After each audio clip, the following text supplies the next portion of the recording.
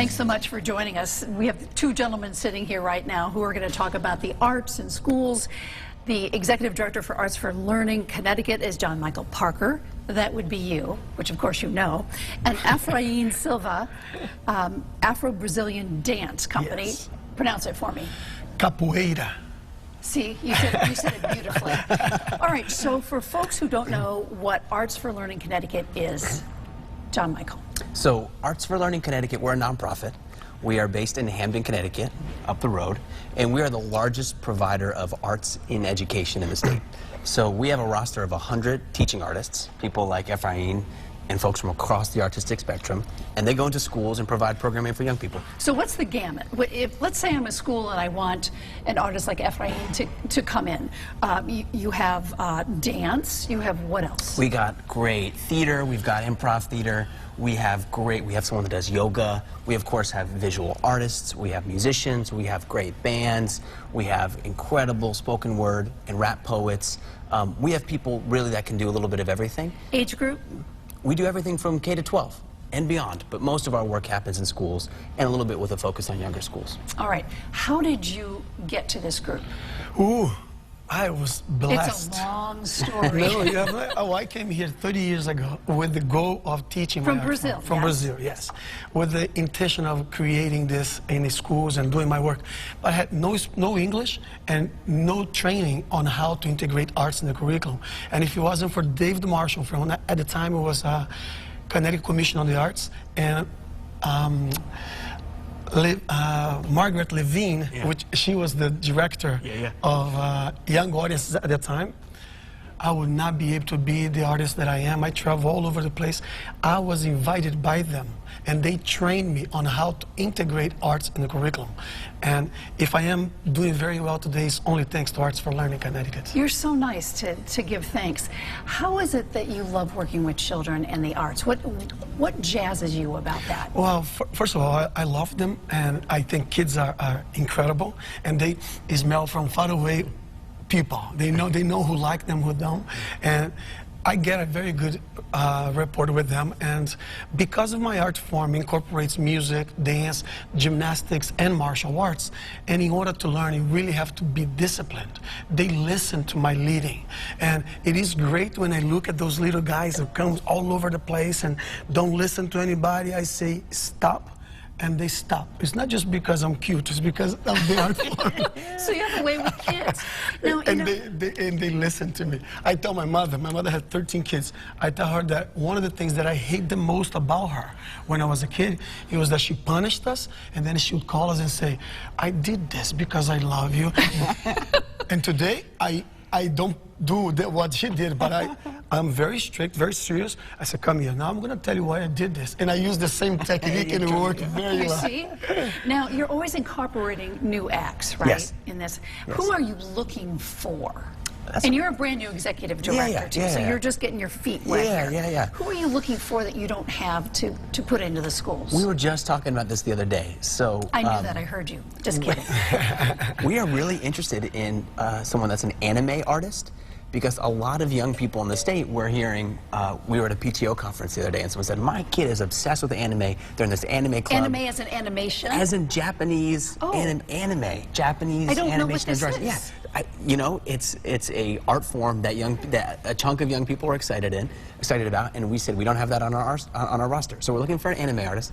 We're looking for a potter, actually, someone that can do pottery, because we don't have a potter on our artist right now. Let me just write that down. Right, so if you're a potter, we'll put you into school. Okay, potter and anime. An anime, A-N-I-M-E. Okay, and what else? Oh my God.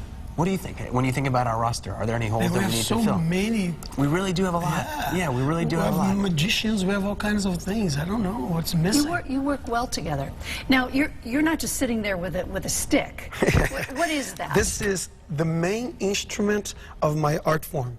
It is the instrument that leads the music for the martial artists to Martial artists. Yeah. Okay, so when they would start, they would hear this. This is it was created as a martial arts in the 16th century by the Africans as a way for them to escape from slavery. And because they were not allowed to practice martial arts, they introduced the music and disguised the fight in some kind of native dance. And until today, people, that's how smart they were 400 years ago. Until today, many martial artists think that capoeira, it is just a dance until they get kicked by a very powerful kick. It's a very powerful martial art disguised as a dance. And what is this made out of? This is a piece of wood that comes from a very special tree from Brazil called beriba. The wire comes from inside of an old car tire. We have a rock that changes the pitch on the instrument. The gourd is where the sound comes through. And I have a basket with seeds and a little stick that I strum against the wire to change the... And each rhythm means one type of game. And we have samba too.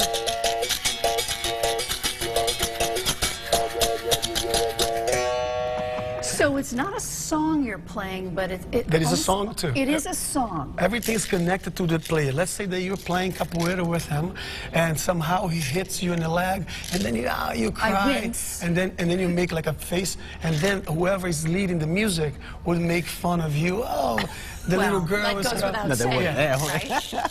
So as a martial artist, so it's a very relaxed art form. It is the only martial art I think you'd see two real tough guys fighting each other, and at the end they hugging and give a kiss. Because it's a dance. Because it is just part of it. Have you ever done any modern songs on that have nothing to do with martial there arts? is a lot of jazz bands that use berimbau as part of their music. Can you play a little jazz? Well, it's very specific for capoeira. Okay. Now, when they are playing the rhythm, then if you are a good musician, you can follow with it. But there is no such a thing as playing a pop music or with a berimbau. I can sing any song with that if it was the case, but no, it is mixed when they play. I see. Yeah. All right. You ever picked that up and tried to play that? I never have. No, because you know your strengths and he knows his strengths. Yeah, I like All right, to you think also so. brought a tambourine with you. Oh, the tambourine, it's my favorite of all instruments. Well, this is the instrument that represents the national music and dance of Brazil, which you also bring to the schools and teach the kids on how to do it. It's called samba. And we have a school very down the road here. We just opened like 3 months ago. And this is the sound of the samba.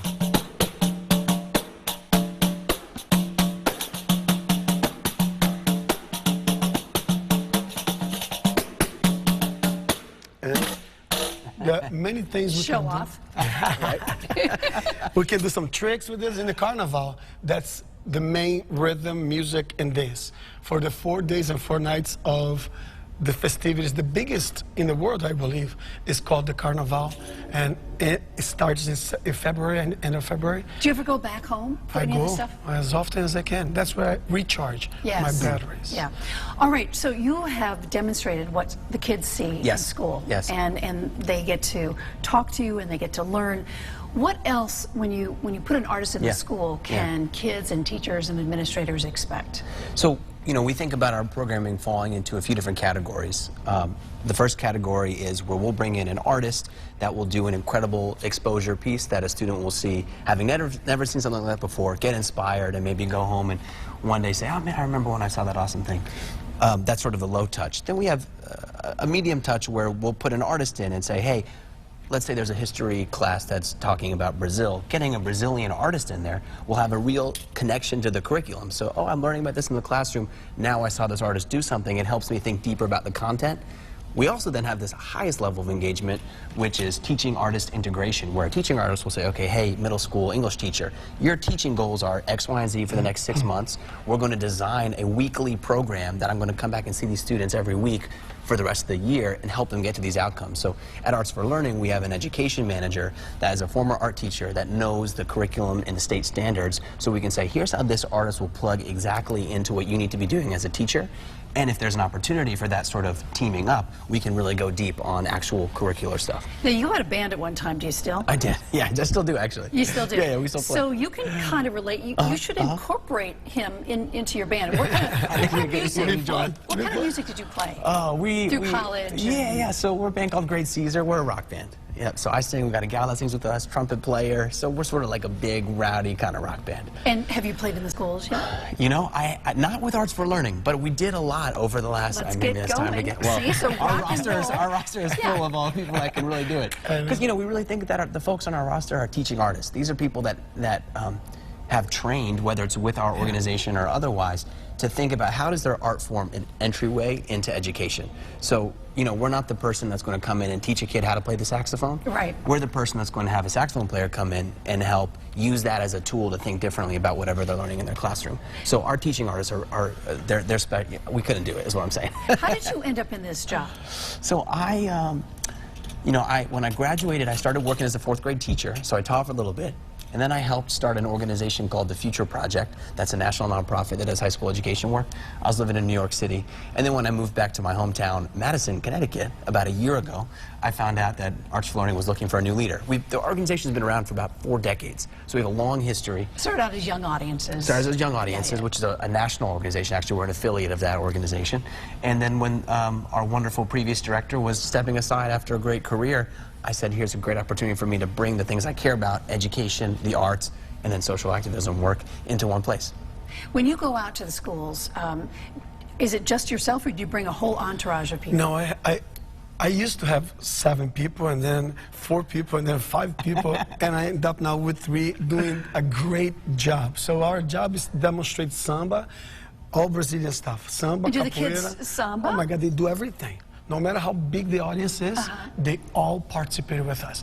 And so now I have a Thelma Ladeira, is a very famous Brazilian dancer. She actually danced for many years for a Brazilian TV show and traveled all over the world. And one of my students who started as a 15-year-old teenager who was incredible, very great artist, now he's a musician, he's everything. So the 3 of us bring this work to school. And see, they learned about cultures and diversity at a young age, and you never know when that's going to come into your life as an adult. You know, we often fall into the cultural arts programming at schools or even at libraries or community centers. So whenever someone's thinking, hey, how can I get a different culture, a different group of people to show up, whether it's in Madison or here in New Haven or up in Hartford or in the corner of the state, we have an artist that can help and fit into that. It makes the world a lot smaller. It's beautiful. What have you learned by being in this organization? Well, first of all, that they care for people in general. And there is no better way for a child to learn any subject in life besides arts. Arts is the main thing.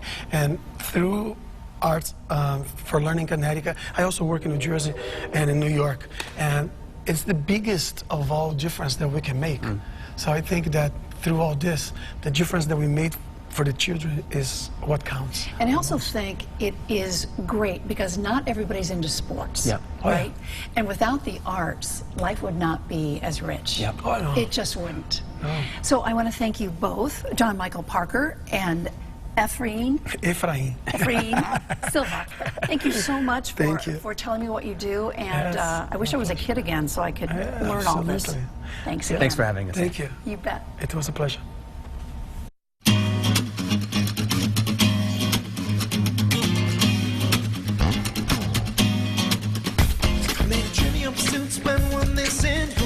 Spend all night kissing and the bumper's right here, then who else is missing? Got a little sidetracked if I'm a wishing to find the keys to the door, but it's also a metaphor. Need to keep locked in the grocery store, but mine just to save time. Skip right ahead to the nice ride.